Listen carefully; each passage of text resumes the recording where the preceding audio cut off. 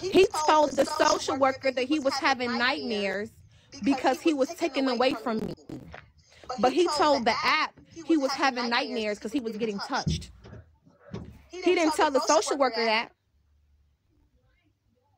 He was lying to y'all, but he ain't lied to the social worker.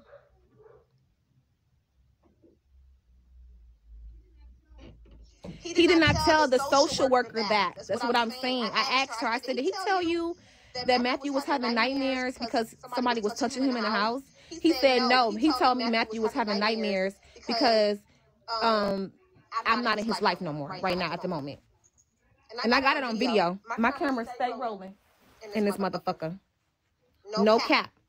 So my whole thing, if you said that your child was getting touched, why would you not tell the social worker this? You tell everybody on Bigo this, but you don't tell the social worker this concerning your son's case? That's what I'm saying. She said, no, he never mentioned about anybody in the household touching him. He just said that Matthew having nightmares because I'm not in his life right now. All the children is going to have some effect about, even the twins, of course. But don't come on Bigo saying that Matthew having nightmares because somebody touching him, then tell the social worker something completely different. That's my point.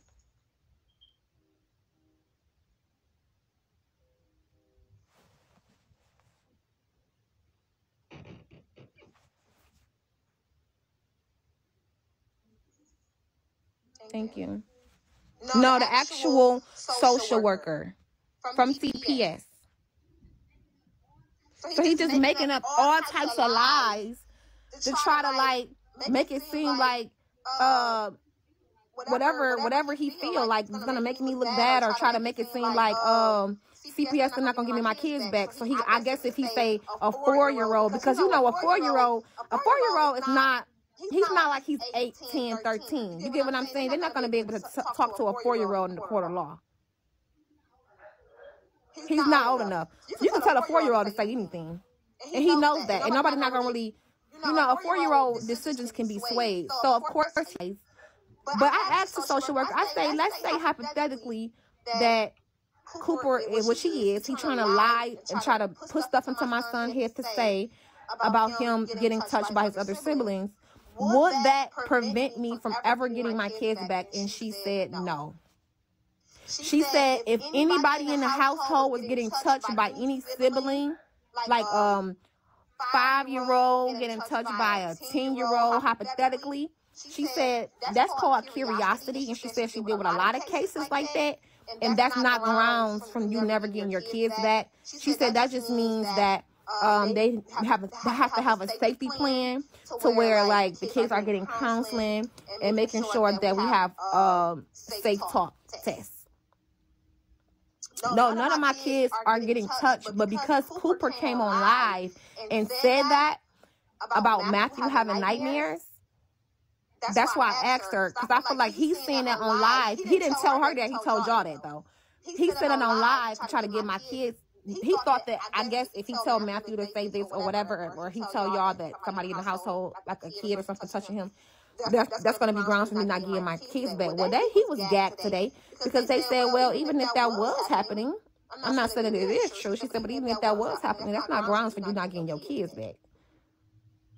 That's not grounds for you getting your kids back. She said that is something that have to be worked out through therapy or something like that. But you can still get your kids back. That's not. She said it would be different if you was touching on your kids, or around you was watching some man or some woman touching on your kids. But when it comes to kids or kid situations, she said it happens so many times. People just get therapy. They have safety plans, which is a lot of intense therapy. But it's not nothing to where you would get your kids removed for. And I have it on video. See that? You see that? What is that? You see that? Okay. So what we're not going to do is we're not going to lie. Okay? And I'm not going to put her information on here because she don't want to be. She said I could talk about the situation, but I don't want to be on live. And I respect that. And I don't want to put her on there. So that's that. I asked her about the process coming up, and she told me that My next court date should be my trial day. Okay, y'all listening? Because I don't want to have to keep repeating the same thing over and over again. Can everybody put ones in the comments if you're listening about what's about to happen with my case?